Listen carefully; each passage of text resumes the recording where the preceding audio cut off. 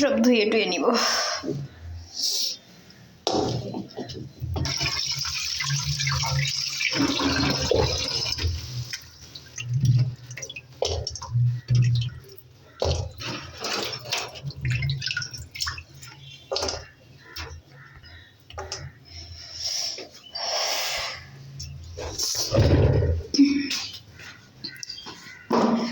একা একা কুটি বেছে রান্না করা তো ঝামেলা আছে, কিন্তু বড় ঝামেলা হচ্ছে এই যে ক্যামেরাটা ধরে রেখে একা একা কাজ করতে হয়।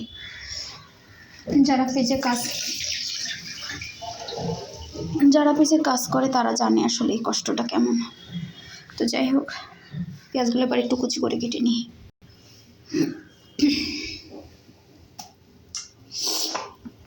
ধনে পাতাগুলো কুচাই নিলাম।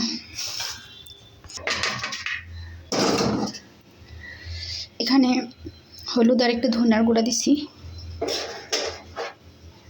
এবার একটু লবণ দিয়ে জাস্ট এটা কচলে নিতে হবে।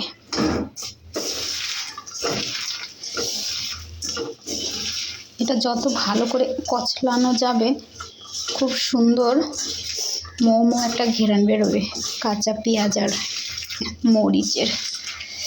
এটাতেই স্বাদ হবে। আর সাথে যদি সরিষার তেল দাও না বান্ধবীরা, তাহলে আরও বেশি। এবং আমি রান্নার শেষের দিকে ধনে পাতা তো দিবই।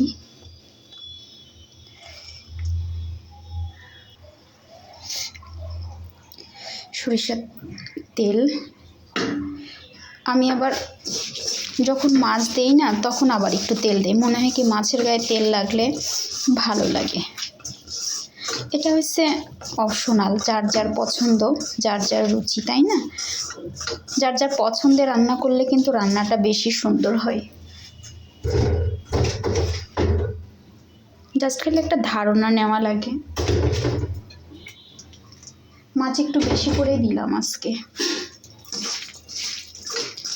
এবার খুব সামান্য পানি হাতটা ধুয়ে দিয়ে দিব।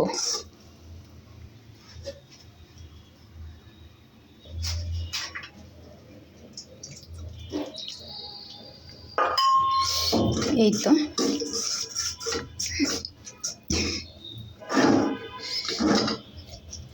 এই পানিতেই হয়ে যাবে।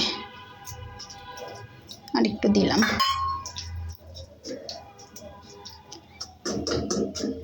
আর নাড়াচাড়া করার দরকার হবে না। এবার জালটা ধরাই দিই।